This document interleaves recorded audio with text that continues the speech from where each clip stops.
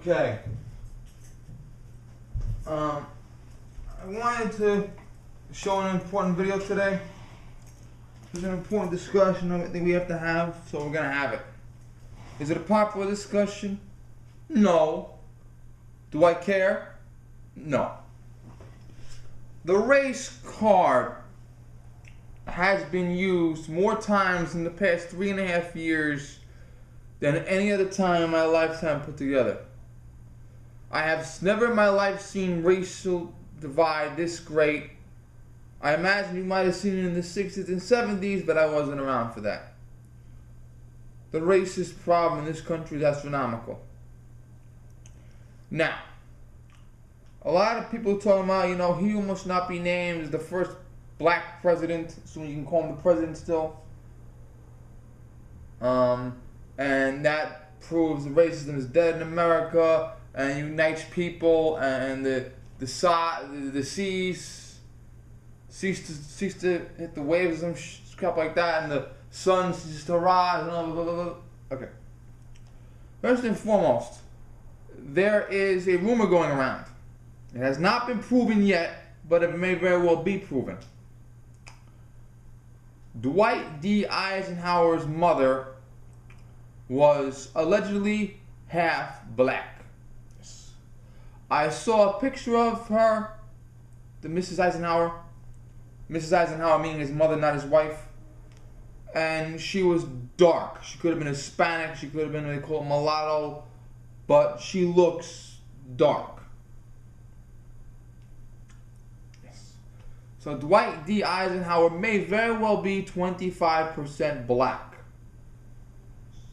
Now, Dwight D. Eisenhower was more black than he must not be named. Assuming that's true. Assuming that rumor is true about his mother being half black. Because he who must not be named is 7% black. See, he who must not be named is Irish, English, Cherokee, Indian, Arabic, and African. And maybe something a little else there, I don't know. But he's got a lot of racial mix up in him. And the African component of his skin, because all anyone wants to know is his skin, is about 7% black. Yes. So if Eisenhower truly was race mixed, he is the first black president, and he has more black, and he was actually a good president, and he actually cared about black people. Dwight D. Eisenhower was a civil rights leader in every aspect of that word. He is up there with Medgar Evers and Martin Luther King and Frederick Douglass. He was a civil rights leader. Yes, he was. Now, let's talk about he who must not be named's personal acquaintances. One of his best friends is Bill Ayers. Bill Ayers is a terrorist who personally bombed the Pentagon, personally bombed New York City Police Headquarters, personally bombed the Capitol, and founded a terrorist group called Weather Underground. And when Weather Underground joined forces with New African Nation, which was a terrorist group founded by Tupac Shakur's stepfather, Mutulu Shakur, the two terrorist groups did the Brinks robbery. I said I was going to do a video, I did not, about my links to the Brinks robbery. A professor of mine at community college was a detective on the scene. A professor I had at the university was a court officer assigned to protect the judge. Now he's a court sergeant. I think he's going to retire soon. Assuming he didn't retire already.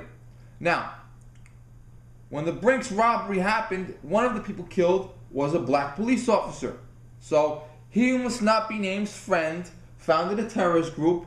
That terrorist group killed a black police officer. Now, was Bill Ayers involved in that exact robbery? Not too sure.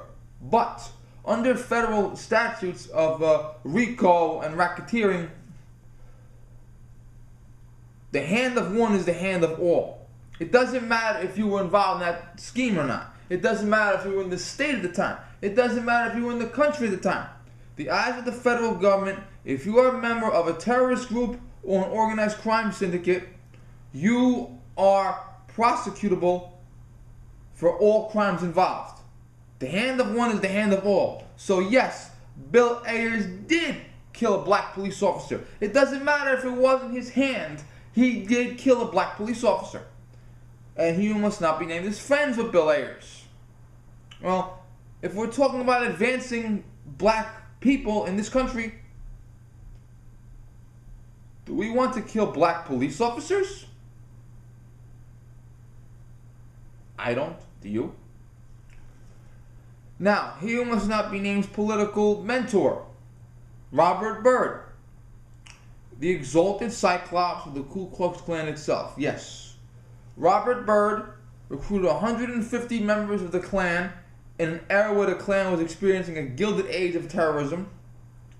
Robert Byrd voted against the civil rights movement twice, at least twice that we know about. He called black people the N-word on the floor of Congress. He called white people the N-word on television. He pretended to apologize for his racism, but went on to vote against every black presidential appointee, Republican and Democrat. Condoleezza Rice, Colin Powell, Clarence Thomas, Thurgood Marshall. Every black person appointed by a president, he voted against, Republican or Democrat.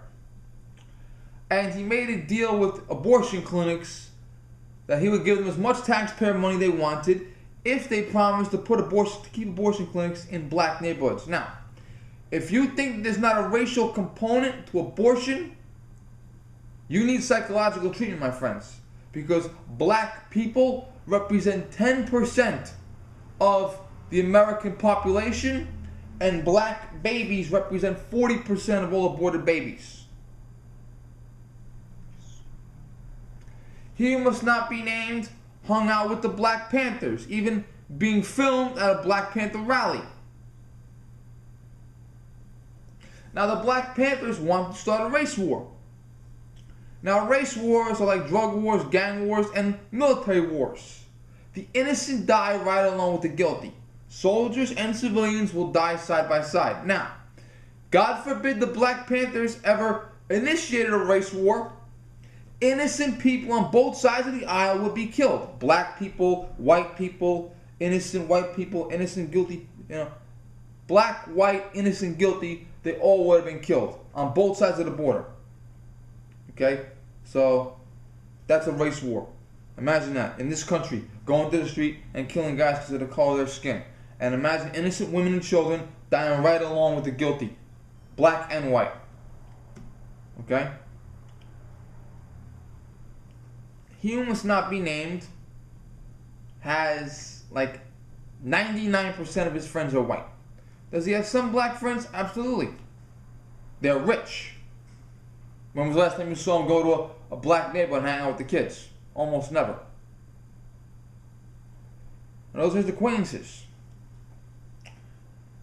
Exalted Cyclops of the Ku Klux Klan, terrorist that kills a black police officer. Let's talk about his policies and his actions. Now, black unemployment over the past 3.5 years has been between 14 and 15%. Black unemployment is roughly double white unemployment. It's the highest unemployment among black people since the 1970s. Okay? I left out the acquaintance part. Let me go back to the acquaintance part.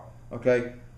He who must not be named voters call black Republicans every racial word in the English language.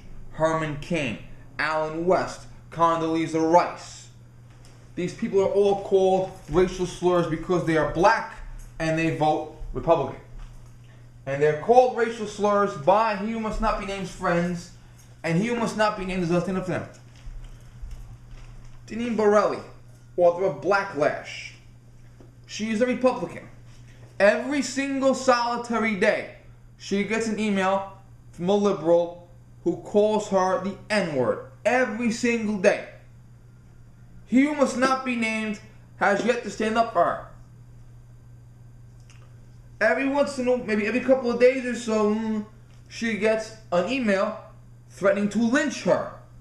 And she fears lynching more because lynching is associated with black people and the Klan. He who must not be named does not stand up for her. Stacey Dash. Stacey Dash is an actress. She co-starred as Dion, Alicia Silverstone's best friend in Clueless in 1995. Then for a while, nothing happened. Now, 17 years later, she looks out and she says, in 2008, she voted for He Who Must Not Be Named. In 2012, she voted for Romney. And yes, she voted early. Now, Stacey Dash has been called the N-word. She's been threatened with bodily harm. She's been called a whore. She's been called a race traitor. And all of these people are friends with or voters of or supporters of He Who Must Not Be Named. Yet, He Who Must Not Be Named does not say anything. They're black, and they have the courage to speak their mind and follow their own beliefs, and they're called racial slurs for no reason. He Who Must Not Be Named does not care. Now let's get back to He Who Must Not Be Named's policies. Okay, He Who Must Not Be Named, the policies. 15% black unemployment on average over the past 3.5 years, which is higher than George Bush. And, excuse me. And, black teenage unemployment. Black teenagers between 16 and 19 might have a part-time job and go to school, or they may be finished with school and just work, or want to work. Black teenagers, 16 to 19, unemployment is roughly 50%. Some minority neighborhoods have unemployment at 50% entirely. Maybe blacks, Hispanics, whites, living in a bad neighborhood, half unemployed. Detroit, Michigan. Detroit, Michigan almost unanimously voted for He Who Must Not Be Named. Detroit, Michigan was once a metropolis where black men worked for auto companies, made decent money, owned their own homes, paid their own bills. Detroit, Michigan, 50% black unemployment. Or black male unemployment. 50% on average. Now, even higher than years past. Okay? Now,